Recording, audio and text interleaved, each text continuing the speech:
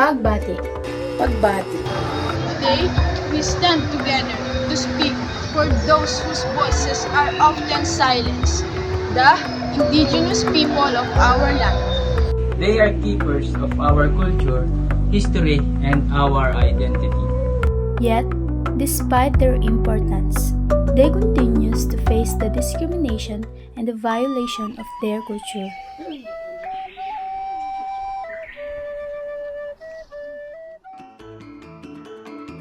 That is why we uphold our slogan, respect, be fair. Indigenous people deserve their share.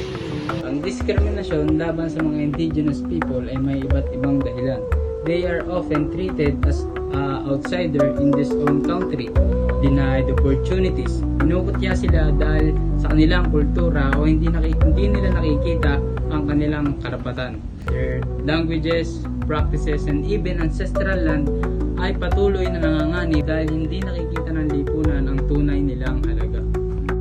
But, let us remember, cultural rights are human rights. Ang lahat ng IPs has the right to speak their language, ma-preserve ang kanilang tradition, at maitrato ng may dignidad at respeto. Protecting this right is not only about justice for them, ito rin ay tumutukoy sa pagpapanatili ng kaligtasan ng ating cultural soul. Without our indigenous communities, our history would be incomplete. Our future would be loose in roots. Yet, despite this right, discrimination continuously to silence their voices and erase their identities. Maraming mga indigenous people ang hindi nabibigyan ng sapat na edukasyon, oportunidad sa trabaho, at interpretasyon sa ating lipunan. At ang kanilang kabuhayan ay madalas naapektuhan dahil sa pang-aabuso sa kanilang mga lupain at ari-arian. Ito ay hindi lamang isang likas na yaman para sa kanila, kundi ito ay ang kanilang buhay at pagkakakilanlan. This is why we must act. We must choose respect over prejudice, equality over discrimination, and unity over division.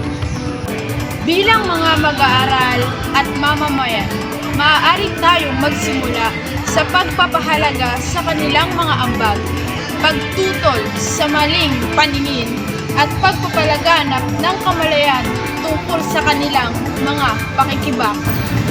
Dito ay makikita natin na ang mga maliliit na hakbang ay maaari magdala ng malaking pagbabago.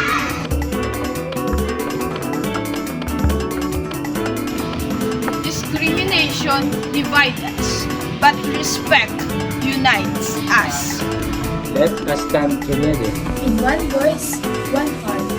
For our indigenous brothers and sisters,